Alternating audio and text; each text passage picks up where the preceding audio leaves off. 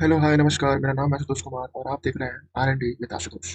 जैसा कि आप जानते हैं कि हमारे एसएससी एमटीएस प्रीवियस ईयर के सेट नंबर 7 है।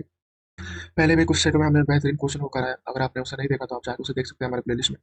ये क्वेश्चन आपके एग्जाम के लिए जो एमटीएस का है बहुत ही रिलेवेंट होने वाला है। अगर आप SSC CHL CPO CHSL MTS के लिए भी एस्पिरेंट है तो भी इसको आप देख सकते हैं। टॉप 25 क्वेश्चन जो टीसीएस पे आधारित है, जो प्रीवियस ईयर क्वेश्चन है आपके, उन्हीं को मैं लाया हूँ। अगर आप इसे देख के कंसिडर करें तो आपका जीके जीएस बहुत ही अच्छा होने वाला है। तो चलिए बिना टाइम गवाए हम लोग अपना प्रश्नों का सिलसिला शुरू करते हैं। और हमारा पहला प्रश्न है, निम्नलिखित में से कौन सा बाघ अभयारण्य कर्नाटक में स्थित नहीं है? Which of the following tiger reserve is not located in Karnataka? A Dandeli आश्रय, बी भद्रा, सी नागरहोल या डी पेंच। इसका आंसर देंगे, साथ के साथ इसका आंसर आप हमारे कमेंट बॉक्स में दे सकते हैं। इसका आंसर है डी पेंच। पेंच बाघ अभयारण्य कहाँ पे है? तो मध्य प्रदेश में है। ये अपने कुरूर बाघ टाइगर्स के लिए प्रसिद्ध है। पार्क में महत्वपूर्ण मात्रा में पर्यटन का दावा कराया जाता है कि यहाँ पे टाइगर को देखने बहुत लोग आते हैं। और इस पूरे पार्क में कितने टाइगर है? तो 50 टाइगर है। चलिए दूसरा प्रश्न। दूसरा प्रश्न है, योमित्र डैश है। योमित्रा एस डैश। ए भारतीय रेलवे खान-पान और पर्यटन निगम यानी आईआरसीटीसी द्वारा विकसित एक चैट बॉक्स है। बी भारत का पहला बैंकिंग रोबोट है। सी भारत में स्कूलों में शिक्षकों की सहायता के लिए एक ह्यूमनॉइड रोबोट पेश किया गया। या डी भारतीय अंतरिक्ष अनुसंधान संगठन यानी इसरो द्वारा निर्मित एक ह्यूमनॉइड है। इसका आंसर देंगे। इसका आंसर है डी भारतीय अंतरिक्ष अनुसंधान संगठन इसरो द्वारा निर्मित एक ह्यूमनॉइड है। कौन? व्योमित्र। व्योमित्र को कुछ कार्य करने के लिए डिजाइन किया गया है ताकि यह आकलन किया जा सके कि अंतरिक्ष में मनुष्य कैसे कार्य करेंगे। ठीक है, इस तस्वीर में आप देख सकते हैं व्योमित्र को। ठीक है, चलिए दूसरा प्रश्न। और तीसरा प्रश्न है, एनपीके एक डैश है। NPK is a dash. और ऑप्शन है ए धूल भरी पत्तियों को साफ करने के लिए इस्तेमाल किए जाने वाला सैनिटाइजर। बी मिट्टी की उर्वरकता बढ़ाने के लिए प्रयुक्त उर्वरक। सी सिंचाई हेतु स्प्रिंकलर का ब्रांड। या डी कीटों को नियंत्रित करने के लिए उपयोग की जाने वाली दवा। एनपीके क्या है? और सही आंसर है आपका बी मिट्टी की उर्वरकता बढ़ाने के प्रयुक्त किया जाता है, क्योंकि एनपीके का मतलब है नाइट्रोजन, फास्फोरस और पोटेशियम, जो कि पौधों को और भी पोषण देने में आवश्यक होती है। चलिए दूसरा प्रश्न। चौथा प्रश्न है, वियना में चार हाथों में चार हॉकी स्टिक पकड़े हुए भारतीय हॉकी खिलाड़ी डैश की एक मूर्ति है। In Vienna there is statue of Indian hockey player dash holding four hockey stick four hands. और आपके ऑप्शन है A Udham Singh Kular, B Dhanraj Pillay, C Dhyanchandra, D Bharat Kumar Chhetri. और इसका आंसर दीजिएगा। और इसका आंसर है सी ध्यानचंद्र। ध्यानचंद्र की एक प्रतिमा वियना में स्थापित की गई है। और ये दिल्ली नेशनल स्टेडियम से पहले भी ऑस्ट्रेलिया की राजधानी वियना में ध्यानचंद्र की प्रतिमा लगाई गई थी। ठीक है, अपने देश से पहले वियना में लगी थी इनकी प्रतिमा। चलिए दूसरा प्रश्न। पांचवा प्रश्न है, डैश मुगा रेशम के लिए प्रसिद्ध है। Dash is famous for muga silk. और आपके ऑप्शन है ए मणिपुर, बी असम, सी उड़ीसा या डी नागालैंड। इसका आंसर है, बहुत ही रिलेवेंट क्वेश्चन है आपके एग्जाम के लिए, बहुत बार आ भी चुका है। और इसका आंसर है बी असम।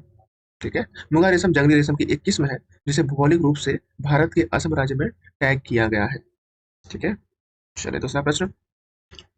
छठा प्रश्न है, वैदिक युग के एक चरण में राजा को गोपति कहा जाता था, जिसका अर्थ था dash. At one stage in the Vedic age the king was called gopati which means dash.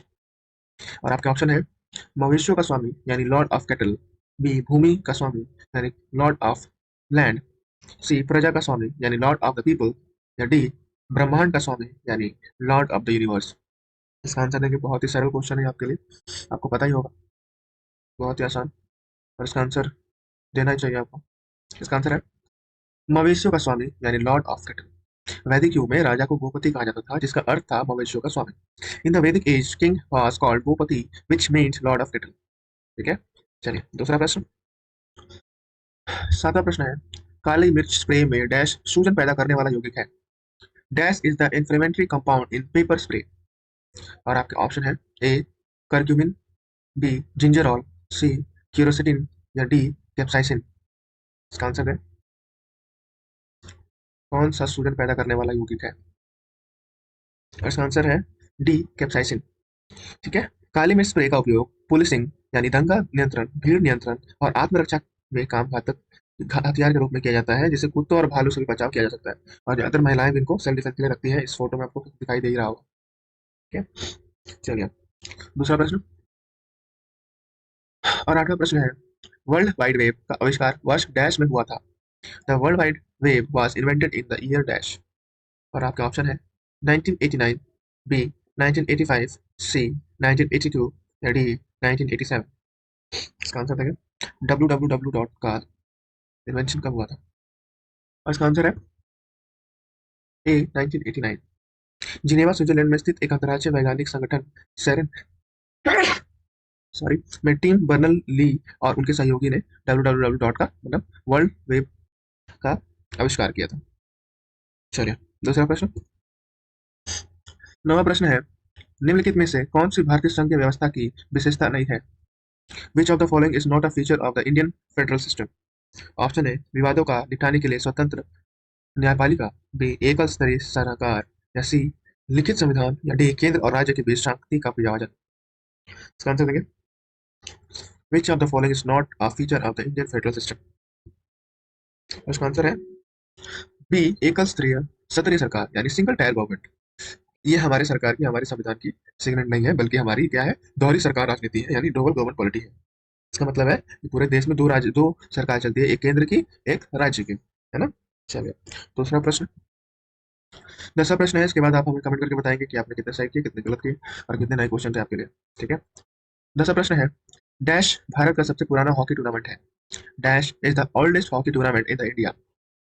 और आपके ऑप्शन है A badminton cup, B Bombay gold cup, C MCC यानी मुर्गप्पा गोल्ड कप या D Obaidullah Khan gold cup. इसका आंसर देंगे, जिसने नहीं सुना है इसका तो याद करें, बहुत ही इंपॉर्टेंट क्वेश्चन है, आपके एग्जाम में आ चुका है 2021 में। और इसका आंसर है ए बैडमिंटन कप। 1895 में शुरू हुआ बैडमिंटन कप भारत का सबसे पुराना और दुनिया का सबसे पुराना हॉकी टूर्नामेंट में से एक है। ठीक है, भारत का सबसे पुराना है और दुनिया में सबसे पुरानों में से एक है। ठीक है, चलिए दूसरा प्रश्न।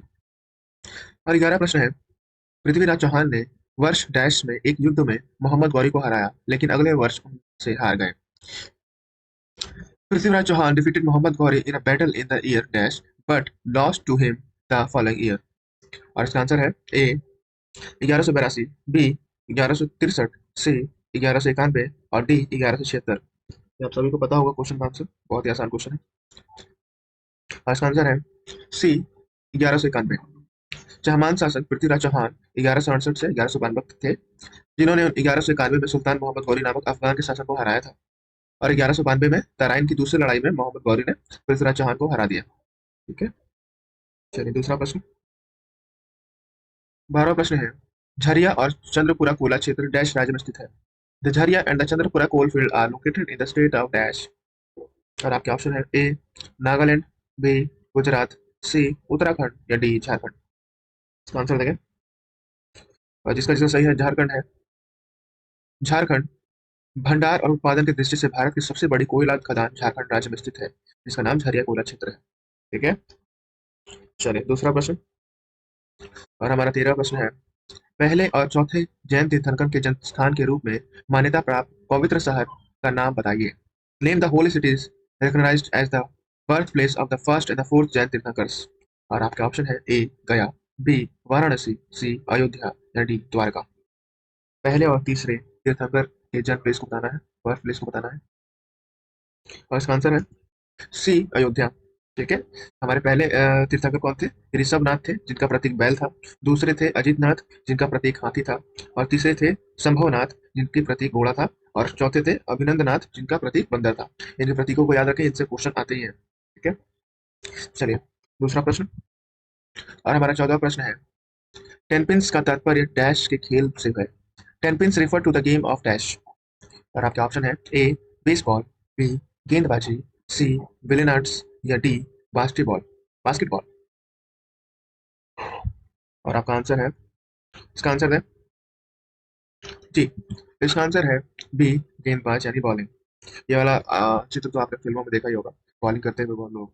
बॉलिंग, जिसे टेनपिन्स भी कहा जाता है, एक ऐसा खेल है जिसे एक भारी गेंद को पिन नामक वस्तु के समूह की ओर एक लंबी सकरी गली में घुमाया जाता है, जिसका उद्देश्य प्रतिद्वंद्वी की तुलना में अधिक पिन गिराना होता है। ठीक है, जो जितने पिन गिराएगा वो जीत जाएगा। दूसरा क्वेश्चन। और 15वां प्रश्न है, केंद्रीय विधानमंडल अकेले ही डैश से संबंधित मामलों पर कानून बना सकता है। Union legislature alone can make laws on matter related to dash. A police, B सार्वजनिक स्वास्थ्य, सी स्थानीय शासन संघ, या डी रेलवेज। तो इसका आंसर है डी रेलवेज। रेलवे से संबंधित मामलों पर केवल केंद्र विधायिका ही कानून बना सकती है, ना कि राज्य विधायिका। ठीक है, चलिए दूसरा प्रश्न। ये हमारा 16 प्रश्न है। 16 प्रश्न है, डैश को अखिल भारतीय युद्ध स्मारक के रूप में भी जाना जाता है। Dash is also known as the all India war memorial. और ऑप्शन ए है gateway of India, B India gate, C victory at sea memorial, या डी राजघाट। और इसका आंसर है A India gate. India gate आधिकारिक नाम दिल्ली मेमोरियल, जिसे मूल रूप से अखिल भारतीय युद्ध स्मारक कहा जाता है, नई दिल्ली में स्मारक के बिलवा पत्थर का मेहराब ब्रिटिश भारत के सैनिकों को समर्पित है, जो 1914 से 1919 के बीच लड़े गए युद्ध में मारे गए थे। चलिए दूसरा प्रश्न। 18 प्रश्न है, ग्रेट लीप फॉरवर्ड GLF 1958 में डैश में शुरू किया गया एक अभियान था, जिसका उद्देश्य बड़े पैमाने पर देश का औद्योगिकरण करना था। द ग्रेट लीप फॉरवर्ड यानी GLF was a campaign initiated in Dash in 1958 aimed at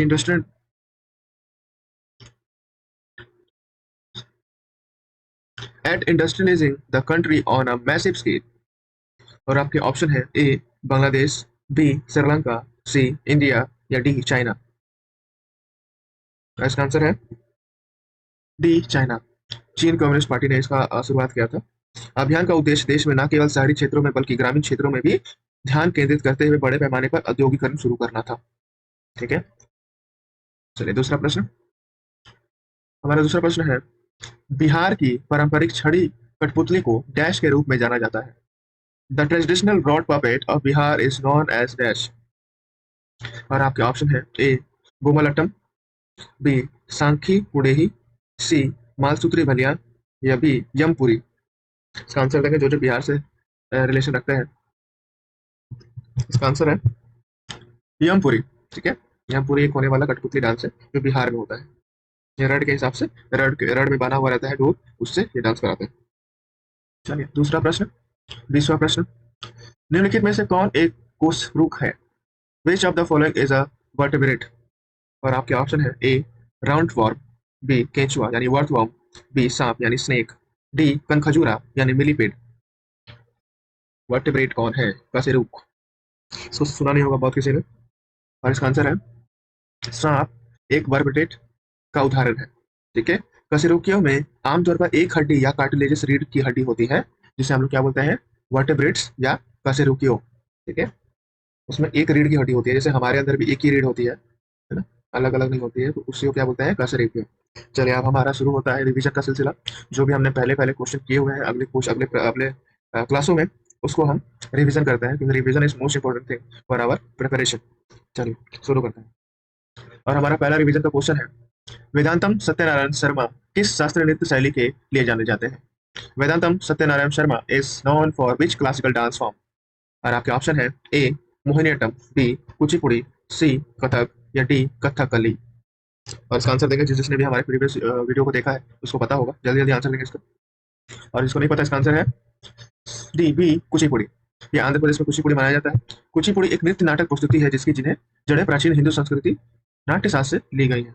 ठीक है, और दूसरा प्रश्न, 22वां प्रश्न है, अकबर के शासनकाल के दौरान मुगल काल की राजस्व प्रणाली को डैश कहा जाता था।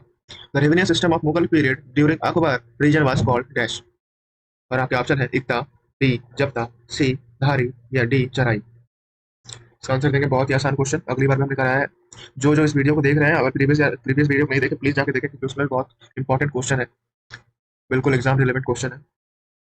और इसका आंसर है बी जब्ता।